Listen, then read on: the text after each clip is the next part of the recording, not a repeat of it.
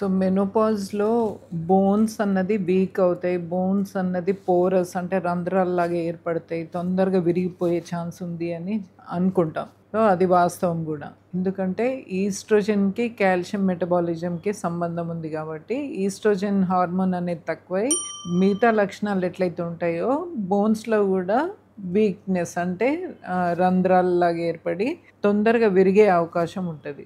మనంతట మనకు తెలీదు. మన బోన్స్ ఎంత వీక్ ఉన్నదన్నది తెలీదు. అది విరిగే వరకు. అందుకని ఒకసారి మెనోపాజ్ వచ్చినాక లేకపోతే ఈవెన్ ఇన్ పెరిమెనోపాజ్ పీరియడ్ ఎప్పుడైతే ఆ లక్షణాలు కొద్దిగా కనపడుతున్నాయో ఇర్రెగ్యులర్ పీరియడ్స్ కానీ, చెమటలు రావడము ఇట్లాంటివి అయినప్పుడు ఇవన్నీ కొన్ని సింప్టమ్స్ మెనోపాజ్‌వి కాబట్టి బోన్స్ గురించి మనకు డైరెక్ట్ తెలీదు కాబట్టి ఈ లక్షణాలు కనిపించినప్పుడు it's always better to get one DEXA scan done. So DEXA scan అనేది డ్యూయల్ ఎనర్జీ ఎక్స్‌రే అబ్జార్ప్షియోమెట్రీ ఆ స్కాన్ ఫుల్ ఫామ్. సో ఈ స్కాన్‌లో బోన్స్ చాలా తక్కువ టైంలో మిగతా ఏ ఇంజెక్షన్స్ కానీ ఏది ఇవ్వకుండా నాన్ ఇన్వేజివ్ మెథడ్ అంటాము 10-20 మినిట్స్లో అతి తక్కువ రేడియేషన్తో ఏ బోన్ ఎంత ప్రాబ్లం ఉంది అంటే చాలా మటుకు fracture neck of the femur అంటే తొడబొక్క విరిగే అవకాశం ఉంటుంది. వాళ్ళకి చాలా ప్రాబ్లం అవుతుంది.